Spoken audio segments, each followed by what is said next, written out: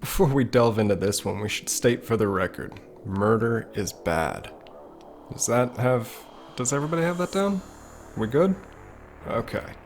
Video games have never shied away from controversy or sensitive issues. Hell, going all the way back to Atari 2600's Custer's Revenge, we can trace a steady pattern of limit-pushing titles all the way to the present day. While some deserve the attention, others like the infamous Night Trap garnered attention for really no reason at all. That said, our current state of affairs has seen a steady increase in mature content, with many pushing limits just to see what they can get away with. Oh yeah, and I'm looking directly at you, don't get caught. Pinokl, with an assist from tinyBuild, looked to step up the substance as well as the violence with the follow-up to Party Hard. Is this one worth a bender, or just another sloppy outing with a miserable morning waiting? For the uninitiated, Party Hard is at its core a trial-and-error puzzle game, where you take on the role of the aptly titled Party Hard Killer. Oft kept awake by your neighbor's incessant partying ways, you seek to rid the world of all this noise and just get some damn sleep. Of course, the loose narrative serves only as fodder as you quickly learn the sandbox puzzle will require some devious planning in order to eliminate your targets. The sequel builds on this and brings more to the table than just a number 2 slapped on at the end. Party Hard 2 shakes things up a bit, this time offering several objectives that can be satisfied in order to complete a stage, as opposed to the kill-them-all approach of its predecessor. With this edition, you will find new traps, new weapons, and a new crafting mechanic that will have the pixel hitmen scouring every nook and cranny for interactive items. Visually, the pixelated world has never looked better. Gone is the 2D aesthetic that dominated the first title.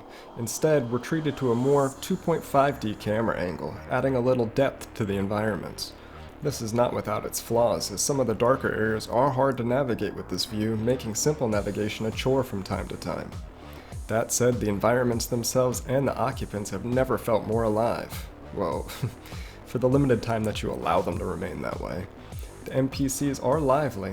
As with the first title, levels run the gamut of settings. Everything from your neighbor's apartments to biker hangouts is all in play.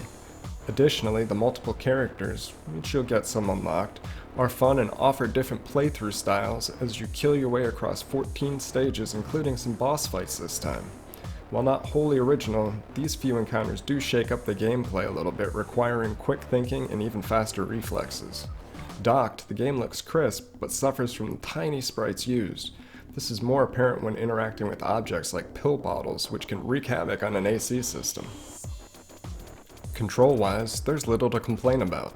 The previously mentioned crafting system sounds great on paper, but the execution is a little less rewarding. If you happen to have a bottle and a jerry can, you can hold down B and make a Molotov. There's no real discovery here, nor is there anything robust like you would find in Dead Island or even Dead Rising. However, it doesn't really need to be. The satisfaction comes from planning and executing, for lack of better words, your plans and pouring the gasoline in a pattern just right, so that when you tamper with the hookah, the entire party is lit. Yeah, that pun was definitely intended. Additionally, you can now interact even more with the NPCs, adding a new level of hilarity as you watch sober partygoers end up pissed drunk, causing a scene that allows you to eliminate one of the goons in your hit list. The addition of vehicles is novel, but feels a tad shoehorned as they don't control that well and ultimately don't add too much to the overall experience. Audio-wise, Party Hard 2 comes out guns blazing. Well, not really. The sound effects are subtle and honestly feel like a partial step back, but this is countered, however, by an excellent soundtrack that will have your speakers or headphones bumping at all hours of the night. The included voice work here during the cutscenes is nice and recorded well, but kinda suffers from a lack of writing, which kinda deters from the overall immersion. So, with a new coat of paint, some tweaks, is Party Hard 2 worth your time? Absolutely! The replayability of this title is baked into its very DNA. The semi-procedurally generated levels offer new challenges long after your final victim falls.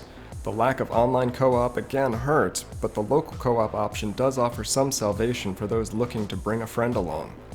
The beauty is truly in the simplicity. Party Hard does not try to tread new ground, but instead polish what was already in place and give fans more of the often humorous and violent encounters. The sheer absurdity of the situations and the setups alone are worth the entry price for newcomers and returning slayers. The Nintendo Switch is a perfect home for this title, even without the touch controls. Thanks for checking out our review. Do me a favor, hit that subscribe button. That way you'll be notified anytime tinyBuild Gaming drops any new content, which is basically on a daily basis. Till next time, this is TF Banana. Peace.